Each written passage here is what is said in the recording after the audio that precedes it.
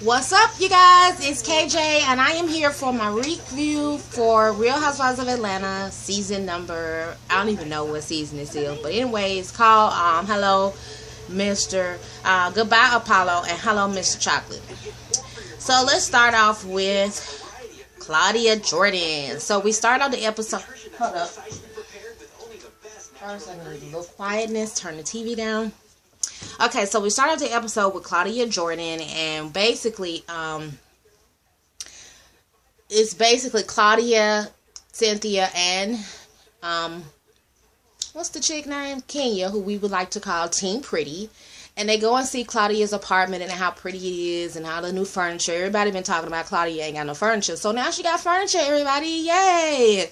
So they talking about her furniture and everything like that and how it's so cute and nice view and all that stuff. And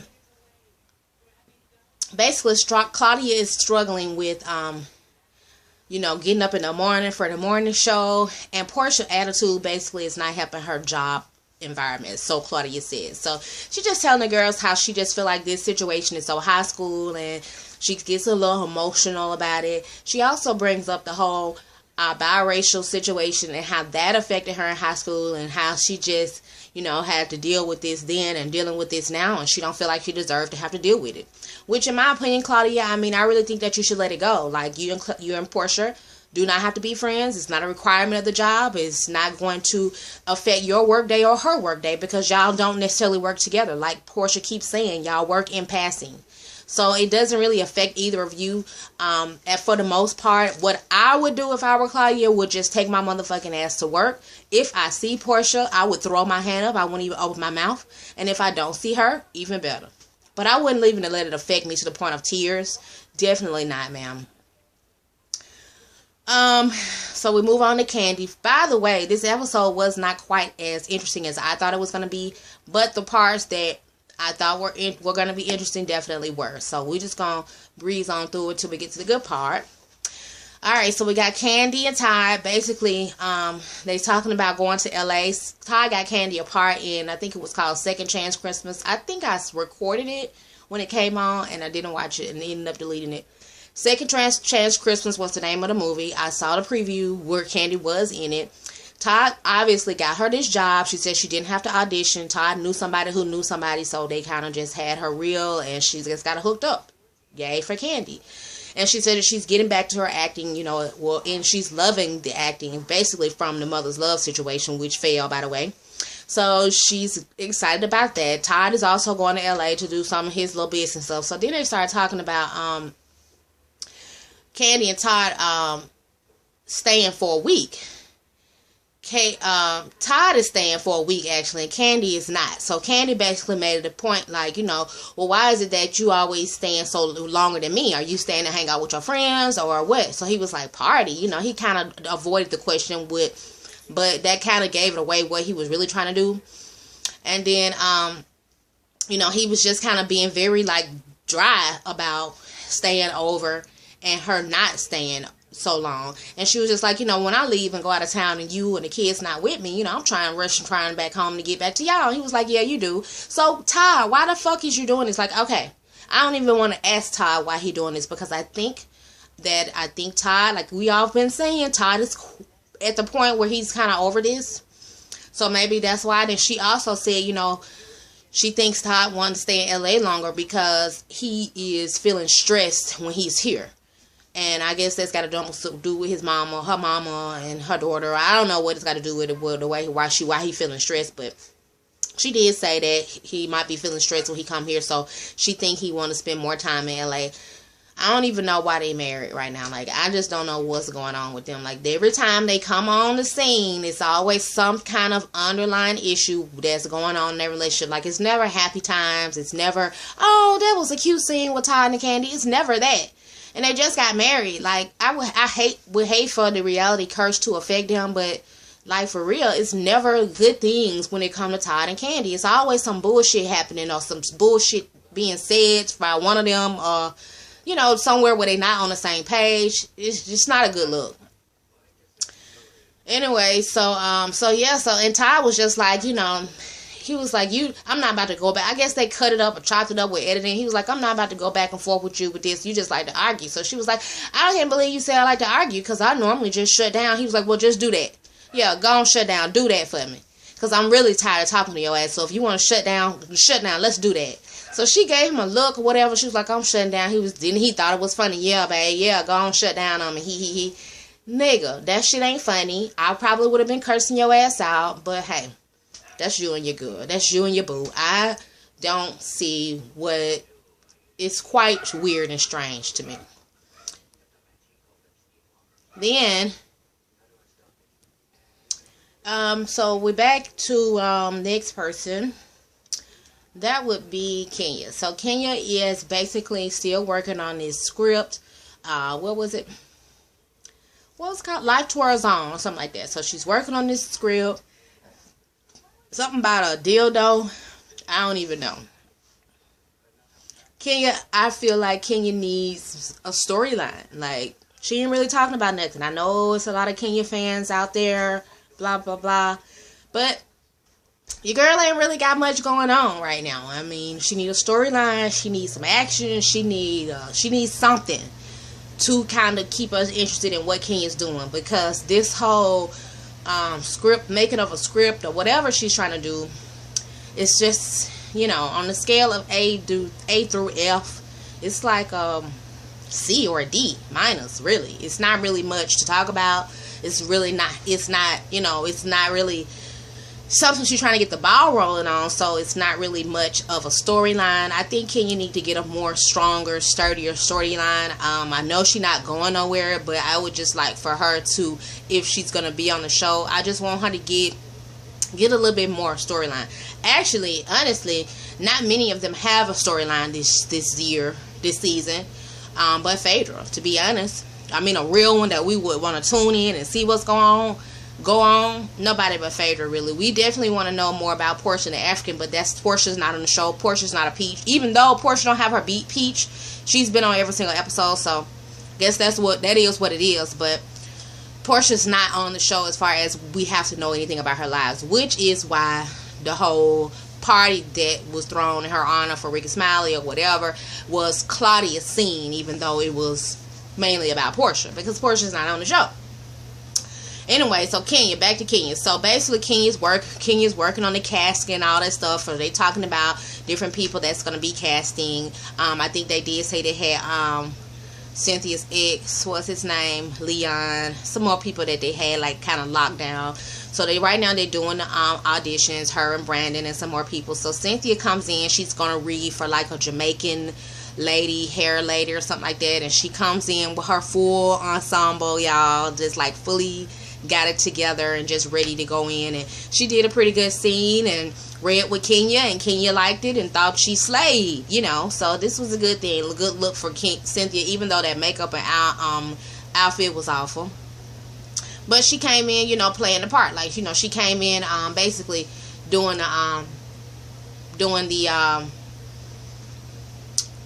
you know, came in dressed the part for what she was supposed to do, and had the accent and all that stuff. So good for Cynthia, and she did get the part.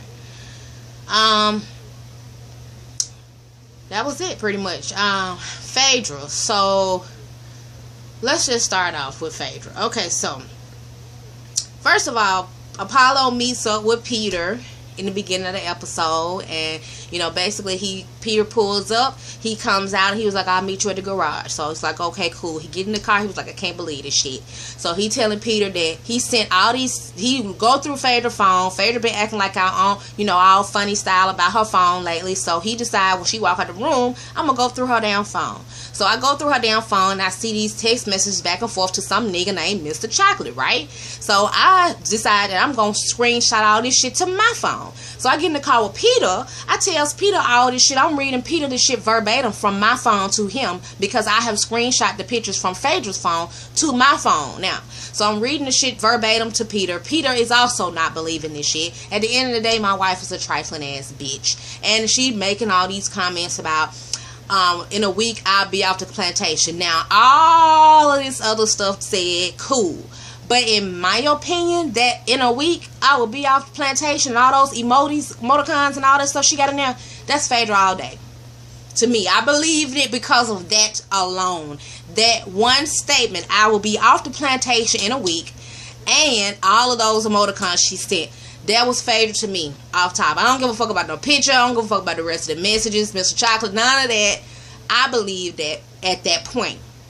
Then he said that he went and confronted Phaedra, and Phaedra started talking about, that ain't nobody. He in Africa. He ain't nobody to worry about. But bitch, do you see what you're saying to him? Now this Apollo, like, but do you see what you writing to this man? Like, you wanna fuck him, he wanna fuck you, and y'all waiting on me basically as a countdown, waiting on me to go motherfucking in so y'all can fuck all over my motherfucking house, bitch, around my motherfucking children, and do this, that, and the third. You a trifling ass bitch. So of course Apollo go ballistic. I mean, as a man, as a woman, anybody who's been cheated on, you know how it go. You know how I feel. It's not a good feeling. So he tells Phaedra, I guess he talking shit back and forth, and they going back and forth, and he tells Phaedra that, people get killed over stuff like this. It's called love crimes. Now, here's where Apollo, to me, it registered to me that Apollo is also a crazy motherfucker. Nobody should even think like that or even go to the thought process about no fucking love crimes. Love crimes is some shit where you could get off, where you basically get off and go in there and tell these people that I did this because she did this. You know what I'm saying? Hell no. So that alone tells me that Apollo got some other shit in his mind that it ain't safe to me. You know what I'm saying? Like I said, I have been in situations before, in abusive situations, so I know that stuff like that, those are like red flags, like trigger words, like no. And for him to say something like that, it's crazy to me. Because the world, stuff out here is happening every day, all kind of domestic violence and all kind of situations going on. And for him to say that, like, it's in his mind, you know what I'm saying? And for somebody to have that kind of shit in their mind, they capable of that shit to me. Because I wasn't even thinking about it. I was thinking, everybody saying like he don't have nothing to lose, this and that. But I never was thinking of the word love crime, you know what I'm saying? But he thinking about it because there is a way to get off from it, actually, by, that's what it's called, like in the courtroom, in the legal jargon, that's what it's called. So that's fucked up to me, Apollo. Anyway, so he telling him all about this, and it's some African guy. She was like, he ain't in this country, you don't gotta work, bruh. But he said he does admit that Phaedra ran off with the children again, basically like she was scared she was gonna do something to him, so she left and took the kids. So that's, I guess he was there by himself when Peter came and picked him up. Phaedra also was telling the girl that, so another scene where she's telling this, I don't know who the little girl is, I don't know who she is, but she telling her that, Apollo today was his day to go down to Kentucky, and he talked to Aiden the whole way there, and he's gone, and I'm so glad it's over now. And so she trying to change the locks and get shit all locked down so he won't be able to get back in. Hello, here go Apollo pulling up in the driveway. That Phaedra was spooked because Phaedra doing some foul shit. What the fuck you changing your locks for? You know what I'm saying? You ready to write him off that fast? You ready to get him? Like, Phaedra ain't got no heart, no sympathy, no nothing when it comes to her damn husband that she so-called rolled for and love and this, that, and the third. She changing the motherfucking locks. He come pulling up like, what the fuck? Phaedra probably shitted in her pants when she saw him because she could just told the girl that he talked to Aiden all the way to Kentucky. So what the fuck you doing in Georgia? You know what I'm saying? So she probably shit bricks when she saw him. He come up, he all on 10, like, you doing this, you doing that. So Phaedra just got the phone in her hand, like, baby, I got 911 on speed dial when you get through acting a fool. But she did not want to call the police on him, and I understand that she didn't want to call the police on him. I'm not really sure why, but I probably wouldn't call the police. I'm not really sure if it depends on how I felt at the time. Like, if I was really, really, really scared, I probably would have, But I guess she was not afraid of him, and she wasn't worried about that. So she decided, she told the girl, she was like, no, not yet. We ain't gonna call the police yet. Because calling the police would, get him in even more trouble, especially if he's supposed to be reported today. So she's trying to spare him. But she also telling him, Paulo, you need to go. He talking about clothes and shit. Then he left and come back up the street talking about go get a goddamn electric drill. I'm like, what the fuck is Apollo trying to do? So he basically tell Phaedra, you know, do the right thing. Have my shit, you know, basically where it need to be and how it need to be when I get out this motherfucker. Like, I ain't really got time to argue with you about your wage. You know what I'm saying? Just do the right thing and have my shit like it should be. So I won't have to be worried or be bothered with you in 8 years, basically. That's what I took from, you know, him, what he said to her in the driveway.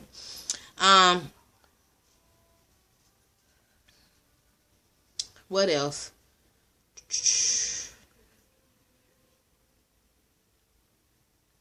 Let's see.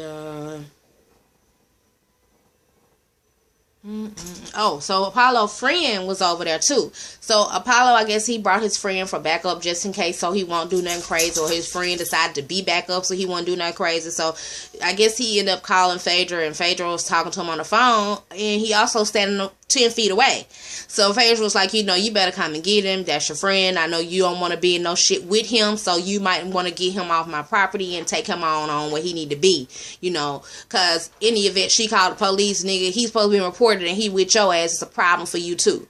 You know, so just in case you don't want to get yourself involved in no shit, you don't want to be involved in this shit, then you might want to go take your boy on to do what y'all was going to do or whatever and get on away from me. So she tells old boy this, and he telling her, you know, it's cool, you know, I'm trying to get him away, you know, I don't want him to make no stupid mistakes either. So they decide to ride on off in the sunset. But it looks like what happened, he came on a motorcycle and Apollo was in the car. So I don't know if Apollo drove off and like, fuck this shit, I'm finna go over there. He jumped on his bike while he wasn't in the car with him. But however it is, he came to see about his friend and make sure his friend didn't do no crazy drastic shit. The only other thing that happened was Cynthia and Peter. When Peter found out what Phaedra did, Peter came home. He wasn't even in the house good before he was telling Cynthia what the fuck happened. And Cynthia just basically, you know, tried to put the drama to it. So you're telling me that Phaedra is having an affair with an African man named Chocolate? Shut up, bitch. What is you talking about? Like, Cynthia, don't try to analyze this shit. Just listen to what your husband said and say, damn, that's fucked up. You know what I'm saying? Let it go. Like, don't. But what you're gonna do, which is where you fuck up at, is you're gonna go and tell your girl about it, Kenya, and she gonna have something to run with. And that's not somebody's tea that you need to be spilling, especially to her. And B, you shouldn't repeat that. You should not repeat that. If you was the shoes on the other foot and it was you and Peter, you would not want nobody to repeat that shit. This was you and your husband having a pillow talk session that was not to be spent back to them girls. But you got to do something to keep yourself relevant on the show, I guess. I don't know, Cynthia, but I don't think you should have told that at all. I like Cynthia, but don't be the messy bitch, Cynthia. Don't do it to yourself. Let them hoes fight it out. Let them hoes battle it out themselves. Like, if that was between you and Peter, I don't think you should have took that back to your girlfriends. That's all I'm saying. All right, that was pretty much the episode. Hope you guys enjoyed the review. Don't forget to like this video, comment, and subscribe. This video is long enough. And thank you for watching. Peace.